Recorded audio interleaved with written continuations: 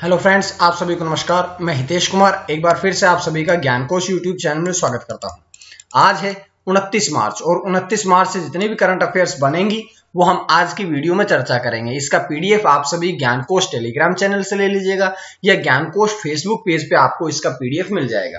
तो चलिए शुरू करते हैं आज की करंट अफेयर्स। आज की करंट अफेयर्स से पहले आप सभी को रंगों के त्योहार की बहुत बहुत शुभकामनाएं।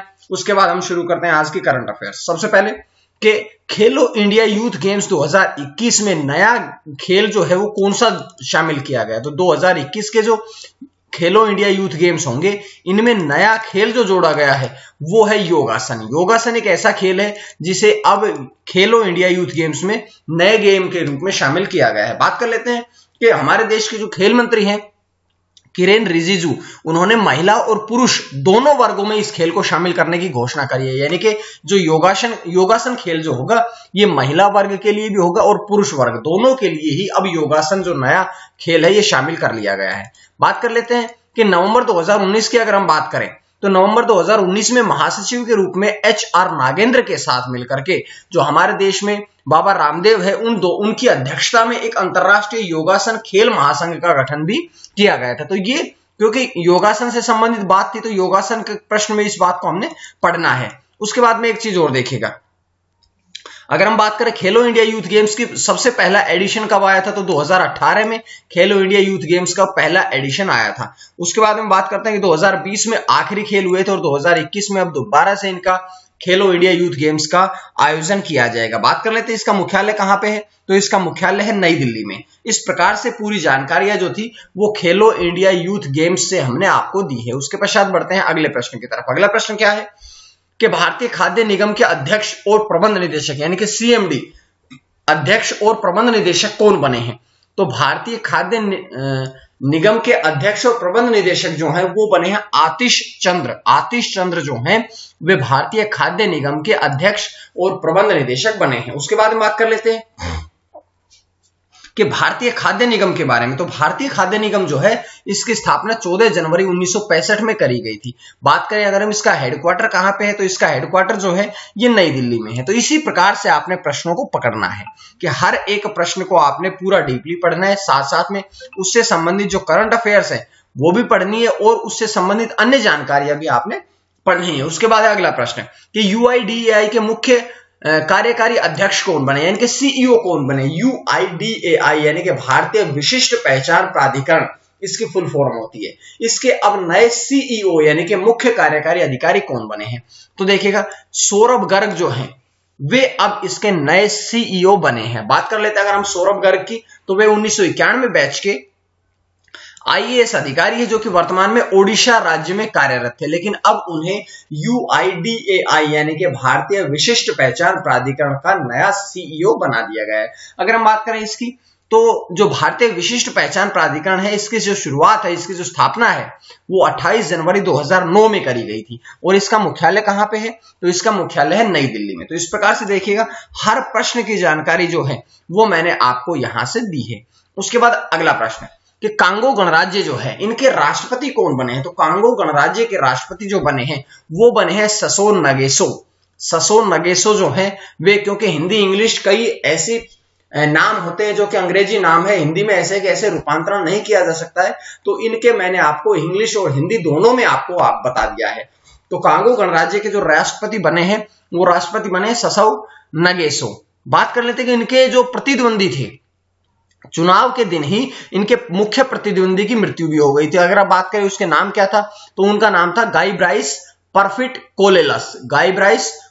कोलेलस जो थे वे ससो नगेसो के मुख्य प्रतिद्वंदी थे जो कि चुनाव के दिन ही उनकी मृत्यु भी हो गई थी। और अगर हम बात करें ससो नगेसो के बारे में तो ये दुनिया भर में सबसे लंबे समय तक सेवा करने वाले राष्ट्रपति भी हैं, यानी कि जो सबसे ज्यादा लंबे समय तक जिन्होंने राष्ट्रपति पद पर रहकर के सेवा करी है देश की उनमें से इनका नाम आता है। और इसी बात को ध्यान में रखते हुए इनका उपनाम जो है वो भी सम्राट है, यानी कि ससो नगेसो जो है वो लंबे समय तक राष्ट्रपति पद पर रहने के कारण ही इनका नाम सम्राट भी रख दिया गया, यानी कि इनका जो उपनाम है वो सम्राट भी है। उसके बाद बात कर लेते हैं कि पहली बार 1979 में ये कांगो गणराज्य के राष्ट्रपति बने थे और लगातार 3 बार सत्ता में रहे थे। और उसके पश्चात आप देखिएगा अगली बार फिर से यही कांगो गणराज्य के राष्ट्रपति बने हैं। उसके पश्चात बात कर लेते हैं, कांगो से 2-3 प्रश्न आ सकते हैं, जैसे कि कांगो गणराज्य की राजधानी कहां है?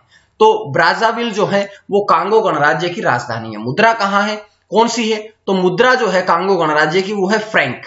तो इस प्रकार से पूरी जानकारियां जो है वो हमने इस प्रश्न से पढ़ ली है। उसके बाद है आपका अगला प्रश्न। अगला प्रश्न क्या है कि 40 नेताओं को जलवायु सम्मेलन में आमंत्रित किया गया है। तो 40 नेताओं को जलवायु सम्मेलन में जो आमंत्रित किया है वो किसने किया है? तो अमेरिका के नवनिर्वाचित राष्ट्रपति जो बिडेन, जो कि अमेरिका के सबसे ज्यादा उम्र के राष्ट्रपति बनने का गौरव भी उन्हें प्राप्त है। तो अमेरिका के राष्ट्रपति जो बिडेन ने अब 40 नेताओं को जलवायु सम्मेलन में आमंत्रित किया है। अगर हम बात करें कि इसका आयोजन कब होगा, तो ये 2 दिवस का आयोजन होगा। कब से कब तक? 22 और 23 अप्रैल 2021 को इस जलवायु सम्मेलन का आयोजन जो है वो भी किया जाएगा। तो ये जानकारी है यहां से। उसके बाद हम बढ़ते हैं, एक और प्रश्न पढ़ते हैं। अगला प्रश्न है कि स्वच्छ ऑटो टिपर वाहनों को हरी झंडी दिखाई गई। तो स्वच्छ ऑटो टिपर वाहन जो है इनको हरी झंडी कहां पर दिखाई गई? पहले तो बात करें किसके द्वारा दिखाई गई है। तो ये जीएचएमसी अर्थात ग्रेटर हैदराबाद म्यूनिसिपल कॉर्पोरेशन के द्वारा इसे हरी झंडी दिखाई गई है। और बात कर लेते हैं कि हैदराबाद में कुल 300 स्वच्छ ऑटो टिपर वाहनों को हरी झंडी दिखाई गई। इसका शुभारंभ किसके द्वारा किया गया? तो तेलंगाना नगर प्रशासन और शहरी विकास मंत्री केटी रामाराव के द्वारा इसका शुभारंभ किया गया है। और ये जो ऑटो है इनमें घरेलू खतरनाक कचरे के लिए वाहन से जुड़ा एक अलग बॉक्स भी है कि जो खतरनाक कचरा होगा उसको आप इस बॉक्स में डाल दीजिएगा ताकि उसको पूरी तरह से डिस्ट्रॉय किया जा सके, समाप्त किया जा सके। उसके बाद देखिएगा जीएचएमसी के द्वारा ये किया गया है। तो जीएचएमसी के बारे में पढ़ते हैं कि सबसे पहले इसकी फुल फॉर्म कि ग्रेटर हैदराबाद म्यूनिसिपल कॉर्पोरेशन। इसके बाद में इसकी स्थापना कब हुई थी? तो 1869 में 1869 में इसकी स्थापना करी गई थी। और अगर हम बात करें मेयर कौन है, तो 11 फरवरी 2021 को इसके मेयर बने थे गोडवाल विजय लक्ष्मी। ठीक है, तो ये सारे के सारे इसके बारे में हमने जानकारियां पढ़ा दी है। उसके बाद बात करते हैं अगले प्रश्न की तरफ। अगला प्रश्न नहीं बल्कि हम पढ़ेंगे आज का प्रश्न। तो आज का प्रश्न है कि अनिल धारकर का निधन, वे कौन थे? तो अनिल धारकर के बारे में आपने बताना है कि वे कौन थे। इस प्रकार से ये आपके सामने 4 ऑप्शन है, जो भी सही ऑप्शन होगा आपने कमेंट बॉक्स में बताना है। उसके पश्चात कल का प्रश्न देखिएगा कि जो मैंने आपसे पुस्तक का नाम दिया था ये पुस्तक किसने लिखी? तो आप सभी का बिल्कुल सटीक जवाब आया कि समीर सोनी ने ये पुस्तक जो है ये लिखी थी। ठीक है, उसके बाद छठा प्रश्न आप सभी के लिए कि दिल्ली कैपिटल्स में आईपीएल 2021 के लिए अपना आधिकारिक भागीदार ऑफिशियल पार्टनर, जो दिल्ली कैपिटल्स के आईपीएल में टीम खेलती है इसमें 2021 के लिए अपना जो ऑफिशियल पार्टनर यानी कि आधिकारिक भागीदार चुना है वो चुना है कोर्निटोस को। और अभी कोर्निटोस का जो लोगो है वो भी टीम के एक आधिकारिक खेल पर और प्रशिक्षण पर प्रदर्शित किया जाएगा। इसके साथ साथ में जो टीम की टी शर्ट होगी, टीम के जो ट्राउजर्स होंगे उन पे भी कोर्निटोस के जो लोगो है वो आपको लगा हुआ मिलेगा। इस प्रकार से देखिएगा। और आईपीएल में 2021 के लिए करी गई, तो आईपीएल के बारे में थोड़ी बातें पढ़ेंगे। आईपीएल का पहला टूर्नामेंट 2008 में आयोजित किया गया था, आखिरी बार 2020 में खेला गया और अब इसका जो अगला जो खेला जाएगा वो 2021 में इसका अप्रैल से शुरू होगा। बात कर लेते हैं इसमें अगर टीमों की संख्या बात करें तो इसमें 8 टीम है। वर्तमान में चैंपियन जो था वो 5वां खिताब मुंबई इंडियंस ने जीता, यानी कि सबसे ज्यादा बार मुंबई इंडियंस इसमें अभी तक 5 खिताब जीत चुकी है। सबसे ज्यादा रन किसने बनाए हैं? तो हमारे देश के कैप्टन विराट कोहली ने 5412 रन बनाए हैं। और सबसे ज्यादा विकेट की अगर हम बात करें तो लसिथ मलिंगा जो कि श्रीलंका के हैं, जो कि मुंबई इंडियंस के लिए खेलते हैं, उन्होंने 170 सर्वाधिक विकेट लिए हुए हैं। तो इस प्रकार से देखिएगा पूरी जानकारी इस प्रश्न से हमने पढ़ ली है। अगला प्रश्न आप लोगों के लिए है कि GSAT-1 के प्रक्षेपण कार्यक्रम को संशोधित किया गया। देखिए संशोधित किया गया यानी कि जो इसका प्रक्षेपण कार्य था वो उसमें अब संशोधन किया गया, लेकिन किसके द्वारा? ये इसरो के द्वारा, ISRO Indian space research organisation के द्वारा इसे कार्यक्रम को संशोधित किया गया। पहले ये 28 मार्च 2021 को लॉन्च करना था, लेकिन कुछ परेशानियों के चलते, कोरोना वायरस के चलते हुए अब इसे थोड़ा सा लॉन्च करने में देरी की जाएगी। अब इसका अगली जो आधिकारिक घोषणा करी जाएगी वो मैं आपको अगली करंट अफेयर्स में बताता रहूंगा। अगर इस उपग्रह के बारे में बात करें कि इसका वजन कितना है, तो इसका कुल वजन है 2268 किलोग्राम और ये पहला अत्याधुनिक फुर्तीला पृथ्वी अवलोकन उपग्रह है। इस प्रकार से देखिएगा, ठीक है। तो ये सारी जानकारी हमने यहां से मिलती है, लेकिन एक छोटी सी जानकारी और देखिएगा कि इसरो के बारे में हमने कुछ भी नहीं पढ़ा है। तो इसरो के बारे में पढ़ते हैं। सबसे पहले इसकी फुल फॉर्म कि Indian space research organisation ISRO, जिसकी स्थापना हुई थी 15 अगस्त 1969 में 1969 में। उसके बाद में बात कर लेते हैं कि इसका मुख्यालय कहां पे है, बेंगलुरु कर्नाटका में है। इसके अध्यक्ष कौन है, तो के शिवान, ठीक है।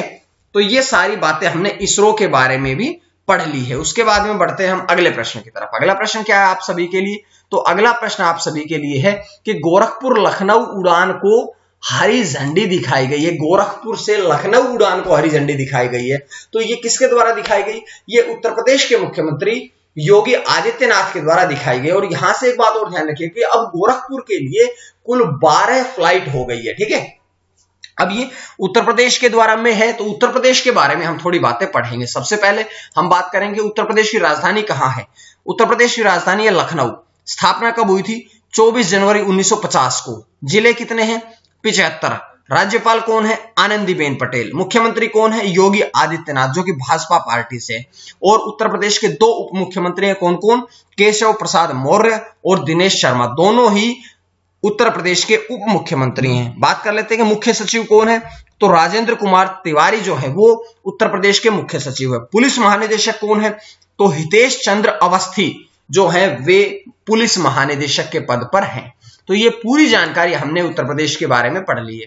उसके बाद आज का अंतिम प्रश्न आपकी स्क्रीन पे है कि बंगबंधु फिल्म बनाने का कार्य शुरू किया गया। तो बंगबंधु फिल्म जो है ये किसके द्वारा बनाने का कार्य शुरू किया गया, तो ये जो कार्य है ये भारत और बांग्लादेश, क्योंकि बंगबंधु जो थे वो बांग्लादेश के थे और उसके लिए भारत और बांग्लादेश दोनों मिलकर के फिल्म बना रहे हैं। और आपको मैंने बताया भी था कि हमारे देश के प्रधानमंत्री अब बांग्लादेश की यात्रा पर भी है, तो उसके बारे में मैंने आपको पूरी बातें बता चुका हूं पिछले वीडियोस में। इस फिल्म का निर्देशन कौन करेंगे, तो श्याम बेनेगल जो है वो इस फिल्म को बनाएंगे। शेख मुजीबुर रहमान जो है उनकी 100वीं जयंती के अवसर पर यह घोषणा करी गई है। उसके बाद एक बात और ध्यान रखिएगा कि जब जनवरी 2021 में मैं करंट अफेयर पढ़ा रहा था तो मैंने आपको बताया था कि जो 51वां अंतरराष्ट्रीय फिल्म महोत्सव आयोजित किया गया था गोवा में, उसमें जो फोकस कंट्री था यानी कि केंद्र देश था वो भी बांग्लादेश ही था। इसलिए बांग्लादेश के ऊपर ये फिल्म भी भारत और बांग्लादेश दोनों मिलकर के बनाएंगे। तो इस प्रकार से पूरी जानकारियां मैंने आपको दी है। आपको कोई भी वीडियो देखनी हो तो ये सारे के सारे मैंने आपके प्लेलिस्ट बना रखी है। आप प्लेलिस्ट में जाइएगा और सारे प्लेलिस्ट को आप ध्यान से देख लीजिएगा, सारी वीडियोस को। उसके बाद आज के लिए इतना ही। उम्मीद है आप सभी को करंट अफेयर्स पसंद आ रही है, और पसंद आ रही है तो आप ज्ञानकोश यूट्यूब चैनल को सब्सक्राइब करें, साथ साथ टेलीग्राम चैनल और फेसबुक पेज को भी आप ज्वाइन करें ताकि आपको पीडीएफ भी मिलते रहें। आज के लिए इतना ही। मां सरस्वती की कृपा आप सभी पर बनी रहे। आप सभी का बहुत बहुत धन्यवाद।